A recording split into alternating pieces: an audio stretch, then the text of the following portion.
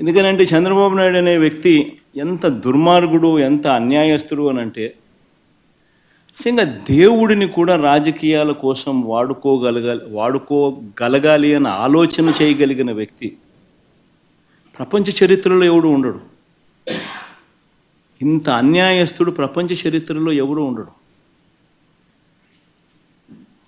దేవుడు నీ రాజకీయాల కోసం ఉపయోగించుకోవాలి అని ఆలోచన చేయగలిగిన దుర్మార్గమైన మనస్తత్వం ఒక చంద్రబాబు నాయుడు గారికి మాత్రమే ఉంటాయి.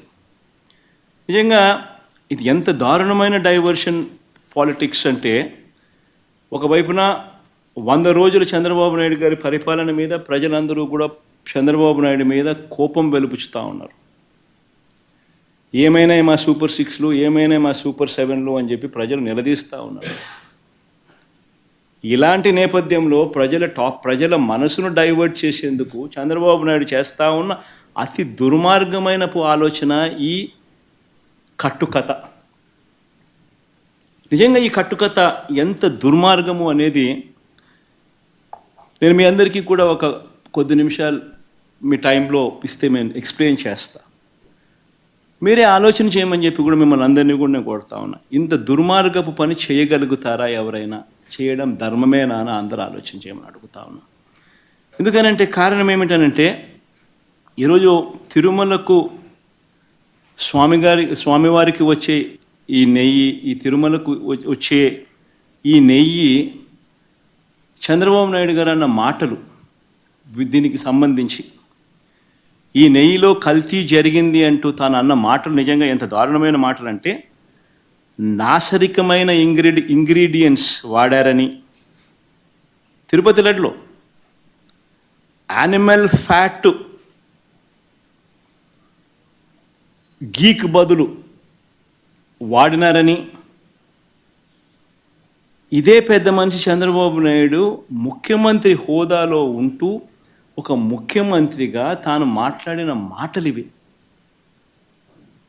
నిజంగా ఒక ముఖ్యమంత్రిగా ఉన్న వ్యక్తి ఈ మాదిరిగా అబద్ధాలు ఆడడం ధర్మమేనా? కొన్ని కోట్ల మంది వెంకటేశ్వర స్వామి భక్తులు దేశవ్యాప్తంగా కాదు ప్రపంచవ్యాప్తంగా ఉన్నారు. వారందరి మనోభావాలతో ఆడుకోవడం ధర్మమేనా? నిజంగా అసలు ప్రొసీజర్ ఏంది, ప్రక్రియ ఏంది, ఎలా జరుగుతుంది అన్నది నిజంగా కూడా అందరూ ఒక్కసారి ఆలోచన చేయాలి. ఈరోజు ఈ నెయ్యి సప్లై చేసే ఈ కార్యక్రమం ఏదైతే జరుగుతూ ఉందో, ఇదేదో కొత్తగా జరిగే కార్యక్రమం కాదు. ఇది ప్రతి 6 నెలలకు ఒకసారి ఇది రొటీన్గా రెగ్యులర్గా జరిగే కార్యక్రమం. ప్రతి 6 నెలలకు ఒకసారి ఆన్లైన్లో టెండర్లు పిలుస్తారు. ఆ ఆన్లైన్లో పిలిచిన టెండర్లకు ఆధారంగా కంపెనీలు కోట్ చేస్తాయి. L1 ఎవరికి వస్తారో వాళ్ళని బోర్డు అప్రూవ్ చేస్తుంది. ఇది రొటీన్గా 6 నెలలకు ఒకసారి రొటీన్గా జరిగే కార్యక్రమం. మరి రొటీన్గా జరిగే ఈ కార్యక్రమం ఏదైతే ఉందో, దీనికి సంబంధించి ఆ క్వాలిఫికేషన్ క్రైటీరియా ఇటువంటివన్నీ కూడా కొత్తగా మార్చింది ఏమీ ఉండదు. ఎవడు మార్చేది ఏమీ లేదు, కొత్తగా మార్చింది అంతకన్నా లేదు. ఎప్పటి నుంచో జరుగుతున్న ఈ క్వాలిఫికేషన్ క్రైటీరియా తిరుమల తిరుపతికి సంబంధించిన వెంకటేశ్వర స్వామికి సంబంధించిన లడ్డు అనేది ఎంత ప్రసిద్ధి కాంచిన లడ్డు అంటే, దానికి సంబంధించిన లడ్డు తయారీలో వాడే ఈ నెయ్యి కానీ, వాడే ఇంగ్రీడియంట్స్ కానీ, ఇవన్నీ కూడా దశాబ్దాలుగా జరుగుతూ ఉన్నాయి. ఇవన్నీ ప్రొక్యూర్మెంట్ ప్రాసెస్ అనేది. ఇదేం కొత్తగా ఎవడు వచ్చి చేసేది ఏమీ లేదు, ఎవడు కొత్తగా దాంట్లో ఏలు పెట్టేది లేదు.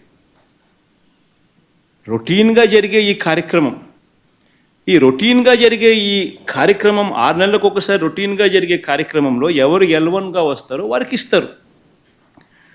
మరి ఎవరు సప్లై చేసినా కూడా, మరి ఎవరికి L1గా వస్తారు, ఎవరు సప్లై చేసినా కూడా వాళ్ళు ప్రతి ఒక్కరూ కూడా వారు సప్లై చేసిన ప్రతి ట్యాంకర్తో పాటు, వెరీ ఇంపార్టెంట్ ఈ పాయింట్, వాళ్ళు సప్లై చేసిన ప్రతి ట్యాంకర్ నెయ్యితో పాటు వాళ్ళు NABL సర్టిఫై చేసిన సంస్థ నుంచి, అంటే NABL అంటే నేషనల్ అక్రెడిషన్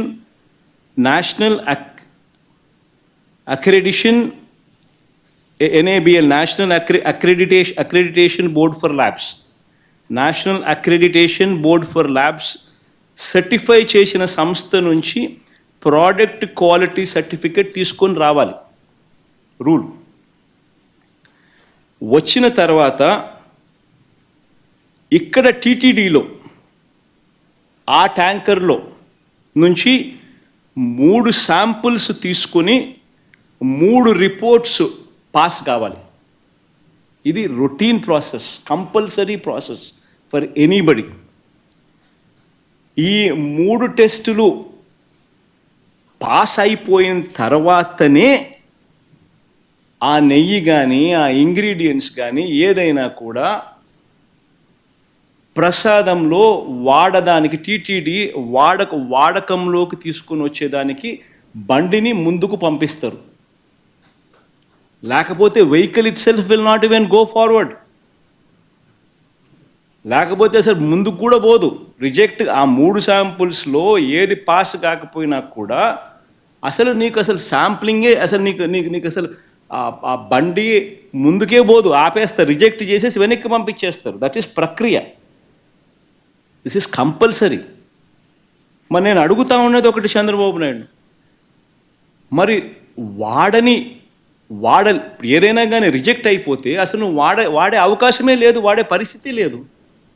మరి అలాంటప్పుడు అది వాడారని, అవి నాసిరికమని, యానిమల్ ఫ్యాట్ అని ఇలా రకరకాలుగా చెప్పడం అబద్ధాలు కాదా? ధర్మమేనా, న్యాయమేనా అని అడుగుతా ఉన్నా. నేను ఇంకొకటి కూడా అడుగుతా ఉన్నా.